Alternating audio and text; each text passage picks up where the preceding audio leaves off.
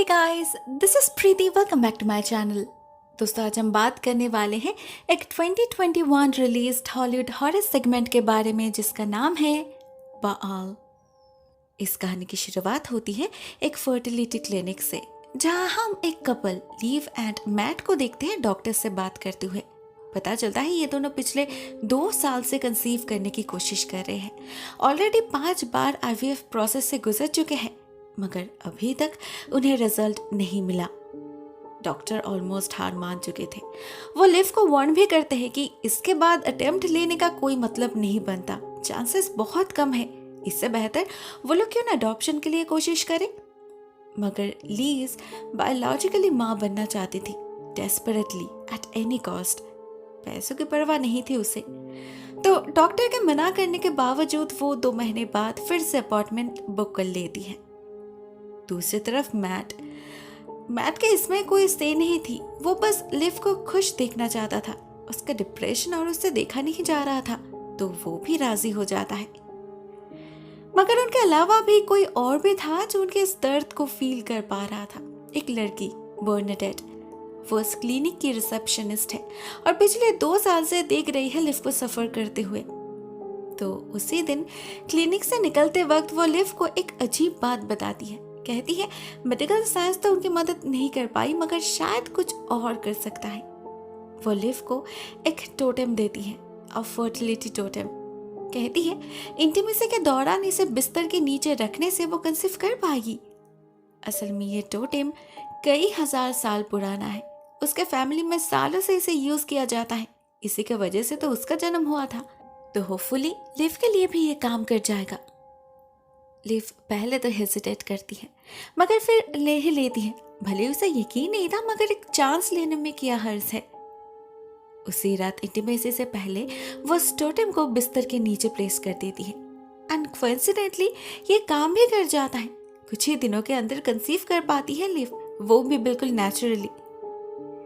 एक बहुत ही प्यारे बेबी बॉय एरन को जन्म देती है वो, हैंडसम एंड हेल्दी। लेकिन अब प्रॉब्लम यह होती है कि लिव बच्चे को संभाल ही नहीं पा रही थी। मैट या नैनी के पास तो वो बिल्कुल शांत रहता है, लेकिन लिव के पास जाते ही पता नहीं बच्चे को क्या हो जाता है, जोर जोर से रोने लगता है वो। इस सबसे लिव बहुत ही ज्यादा एग्जॉस्टेड फील करने लगी थी। गुस्सा आ रहा था उसे अपने आप पर। इतने दिनों से जिस चीज की मदद मांगती रही वो, अब वही चीज उसे जिंदगी का सबसे बड़ा भूल लग रहा था। ऐसे में उसके साथ कुछ अजीबोगरीब हादसे भी होने लगते हैं। जैसे एक दिन उसे बेबी मॉनिटर पे कुछ ग्लिचेस नजर आते हैं। साथ में सुनाई देती है किसी की खुशबुसाहट। जब लीव बेड के नीचे चेक करती है, वहां उसे वही टोटेम मिलता है। इसके बारे में तो वो भूल ही चुकी थी, मगर ये थोड़ा सा डिफरेंट दिख रहा था। अब इसका काम पूरा हो चुका था, तो लिव उसे उठाकर स्टोर रूम में एक बॉक्स के अंदर रख देती है। मगर इससे उसका दहशत खत्म नहीं होता। उस रात भी जब वो सोने की कोशिश कर रही थी, उसे बेबी मॉनिटर पे एक भयानक डीमन दिखाई देता है जो उसके बच्चे के पास ही खड़ा था। इवन वो जब देखने भी जाती है, उसे ऐसा फील होता है कि कोई था जो अभी अभी क्लोसेट के अंदर छुप गया। वहीं से किसी की विस्परिंग्स भी सुनाई दे रही थी उसे। अब जब वो मॉनिटर पर चेक करती है, उसे दिखाई देता है एक भयानक नजारा। वो देखती है वो डीमन उसके बिल्कुल पीछे खड़ा है। ऑफ कोर्स ये सब उसका वहम था, रियलिटी में ऐसा कुछ भी नहीं हो रहा था। मगर लिव के ऊपर इस सब का बहुत ही गहरा असर पड़ता है। वो बहुत ही ज्यादा फ्रीक आउट करने लगी थी और उसके हालत से मैट को टेंशन होने लगा था। वो एक स्ट्रगलिंग एक्टर है, हर रात उसे बाहर रहना पड़ता है शूट के कारण। लिव को बिल्कुल भी वक्त नहीं दे पाता और शायद इसीलिए लिव और ज्यादा हेल्पलेस फील करती होगी।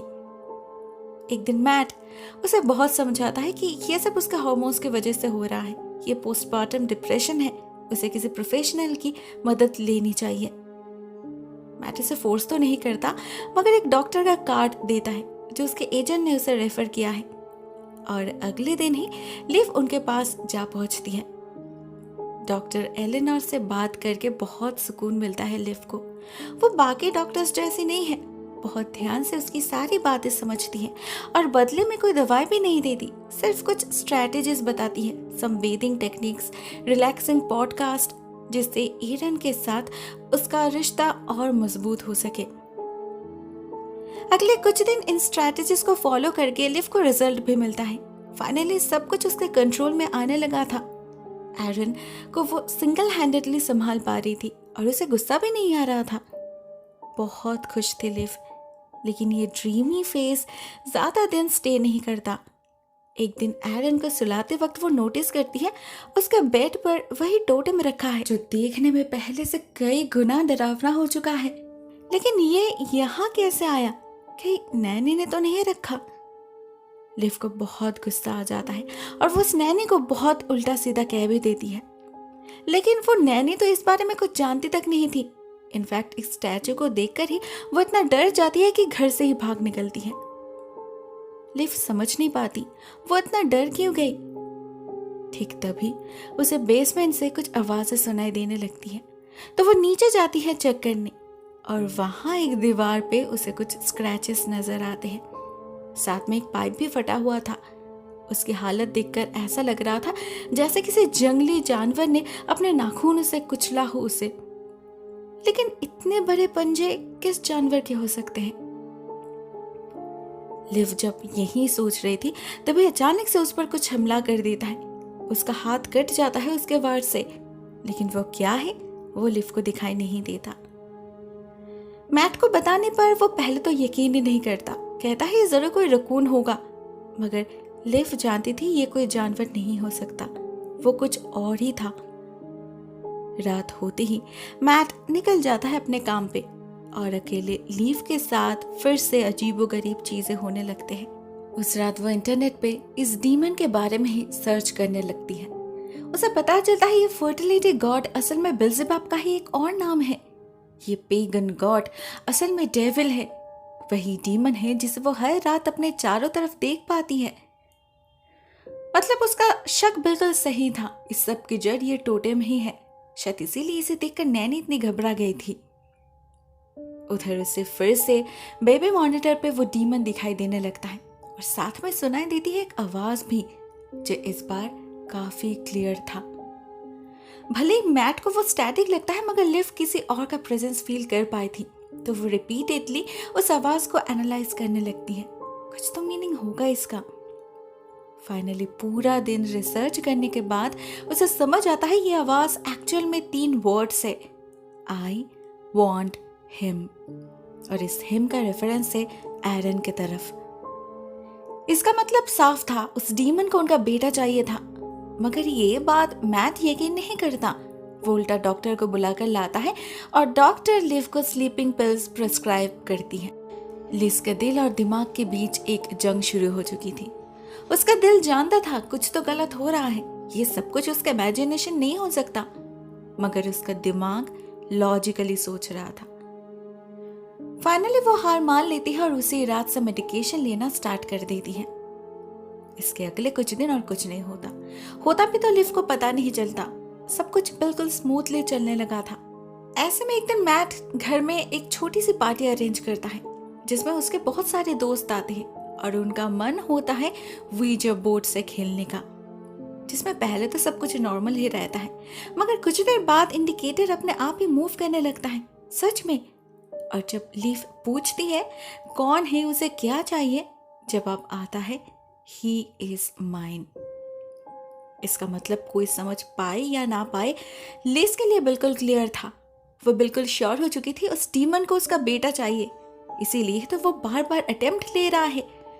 लेकिन ये वो होने नहीं दे सकती थी, किसी भी हालत में नहीं। तो अगले दिन ही वो उस शख्स के पास जा पहुंचती है जिससे उसे ये स्टैचू मिला था, बर्नाडेट। उसे से इस प्रॉब्लम की शुरुआत हुई थी, तो इसका सलूशन भी उसे ही देना था। सब कुछ सुनने के बाद बर्नाडेट लिव को एक डैगर और एक किताब देती है। ये दोनों ही चीज एंशिएंट है, उस टोटेम की तरह सालों से उसके परिवार में है, और इसी में उस डीमन को भगाने का रिचुअल भी लिखा है। अगर लिव ने इसे सक्सेसफुली पूरा कर लिया तो उसे मुक्ति मिल जाएगी। मगर एक डीमन से लड़ना थोड़ी ना आसान होता है। उस रात अकेले घर में जैसे लिव उस किताब से मंत्र पढ़ना स्टार्ट करती है, नमक का गोला बनाकर उसके अंदर उस टोटेम को रख के अपना हाथ काट के उस पर खून डालती है, चारों तरफ जैसे एक हलचल शुरू हो जाती है। कहीं से एक तेज हवा का झोंका मोमबत्तियों को बुझाने की कोशिश करती है और लिव को अपने कान के पास फील होता है किसी का प्रेजेंस। कोई खुसफुसाता है, ही इज माइन। लिव और खुद को कंट्रोल नहीं कर पाती, उसे डैगर से वार कर देती है उस शख्स के ऊपर। और जब वो दर्द से चीखने लगता है तब लिव को पता चलता है ये तो मैट है। डर और टेंशन में ही उसने क्या कर दिया। अगले सीन में हम पहुंच जाते हैं 2 हफ्ते बाद। देखते हैं लिव अभी एक मेंटल इंस्टीट्यूट में है। डॉक्टर एलेनोर के निगरानी में वहीं पर ट्रीटमेंट चल रहा है उसका। बेचारी की हालत सच में बहुत खराब है। मैट आता है उससे मिलने और उसे घर ले जाने की बात करता है। वो और कब तक यहाँ रहेगी, लेकिन लिव मना करती है। वो और किसी को खतरे में डालना नहीं चाहती थी। वो सिर्फ तभी घर लौटेगी जब डॉक्टर ठीक समझेंगे। सबके लिए यही बेहतर होगा। मैटर फोर्स नहीं करता क्योंकि मन ही मन शायद उसे भी पता था कि यही सही है। वो निकल जाता है और निकलने के साथ साथ ही हमें उसका असली रूप नजर आता है। पता चलता है ये बंदा तो असल में एक चीटर है। बर्नाडेट के साथ मिलकर पूरा खेल उसी ने बनाया है। उसी के कंस्पिरेसी के कारण आज लीज यहाँ कैद है। एक्चुअली उसे लीज से कभी कोई प्यार था ही नहीं। उसने उससे शादी करी जिससे वो उसके पैसे से एंजॉय कर सके। लिव की फैमिली बहुत रिच है, बहुत पैसे हैं उनके पास। और मैट, उसका तो करियर भी अभी तक स्टेबल नहीं हुआ। उसे कभी कोई बच्चा नहीं चाहिए था, इसलिए उसने दवाई लेकर इंटेंशनली खुद को कमजोर किया जिससे लिव कभी कंसीव ना कर सके। और एक के बाद एक अटेम्प्ट फेल होने के बाद जब लिव बिल्कुल टूट चुकी थी, ठीक उसी समय इंटर किया बर्नाडेट, मैट की गर्लफ्रेंड। वो टोटेम, उसकी फैमिली हिस्ट्री, वो सब झूठ था। एक कहानी थी जिससे लिव को काबू किया जा सके। वो सब तो बर्नाडेट ने एक एंटिक शॉप से रेंट पर लिया था। उनका इरादा था लिव को पागल साबित करने का। इस खेल में मैट के बाकी दोस्त भी शामिल थे। उन्होंने ही घर में heat and sound system fit किया था जिससे वो विस्परिंग्स की आवाज आए। बेबी मॉनिटर में ग्लिचेस उन्हीं के कारण हुए और बेसमेंट में वो हादसा भी उन्हीं का प्लान था। इनफैक्ट लिव को जो डीमन दिखाई देता था बार बार, वो भी सिर्फ एक कॉस्ट्यूम ही था। मैट के एक दोस्त ने ही 3 डिफरेंट टोटेम्स बनाए जिससे लिव को लगे कि वो शेप चेंज कर रहा है। एंड फाइनली उसकी मेडिसिन्स। मैट ने उसके स्लीपिंग पिल्स को साइकोएक्टिव ड्रग्स से चेंज कर दिया जिससे वो हेलुसिनेट करने लगे और उसकी हालत दिन ब दिन पागलों जैसी हो जाए। इतना कुछ किया इन लोगों ने सिर्फ और सिर्फ पैसों के लिए। एक बार मैट का लॉयर लिव को पागल साबित कर दे और इस ग्राउंड पे उसे डिवोर्स मिल जाए तो बस लिव का सब कुछ उसका हो जाएगा। एक बिल्कुल नई जिंदगी शुरू कर पाएगा वो। सभी बहुत खुश थे, मगर उन्हें यह पता नहीं था कि दूसरों को हानि पहुंचाकर कोई ज्यादा देर खुश नहीं रह सकता। इनके साथ भी यही होता है। एक रात जब सभी मिलकर मैट के घर में पार्टी कर रहे थे, एंजॉय कर रहे थे, तो अचानक ही पूरा घर एक अजीब से धुएं से भर जाता है। बिल्कुल वैसी धुआं जैसे इन्हीं में से एक ने कभी लिव को डराने के लिए बनाया था, ड्राई आइस से। मगर ये धुआं असली था। साथ में चारों तरफ एक डरावनी आवाज भी गूंजने लगती है, जैसे कोई ग्राउल कर रहा हो। कोई कुछ समझ नहीं पाती ये सब क्या हो रहा है, ना उन्हें मौका मिलता है, क्योंकि कुछ ही देर में उन्हें अपने सामने दिखाई देता है वो डीमन। इस बार रियल में वो एक एक करके बहुत ही बेरहमी से कुचल कर सभी को मार डालता है, सिवाय मैट के, जिससे पुलिस को लगे उसी ने सबका खून किया हो। उसे अरेस्ट कर लिया जाता है और मजबूरन मैट को सारी सच्चाई बतानी पड़ती है। इससे होता ये कि उधर लिव को हॉस्पिटल से मुक्ति मिल जाती है। मगर जब मैट पुलिस से कहता है उसके दोस्तों का खून उससे नहीं, उस डीमन ने किया है, कोई उस पर यकीन नहीं करता। अपने ही जाल में फंस चुका था वो। ना उसके पास पैसे थे अटॉर्नी हायर करने का, ना लिव उसे और कोई मदद करने वाली थी। बिल्कुल खत्म हो चुका था मैट, वो भी अपने ही कारण। एट द एंड हम लिव को उसी घर में लौटते हुए देखते हैं, मैट के 1000 बार मना करने के बावजूद। नहीं, ये उसका ओवर कॉन्फिडेंस नहीं था, एक्चुअली अपने डर को काबू कर लिया था लिव ने, सीख लिया था कैसे उसे इस्तेमाल किया जाए। यहाँ पर रिवील होता है इस फिल्म का असली क्लाइमैक्स, जहाँ हमें पता चलता है मैट के इस हालत के पीछे असल में लिव का हाथ है। ये उसका बदला था जो उसने उस डीमन के मदद से पूरा कर पाया। असल में वो जब हॉस्पिटल में थी तब भी उसके दिमाग में वही सब आवाजें सुनाई देती थी। हमेशा डर लगा रहता था कि एरन उससे छूट जाएगा।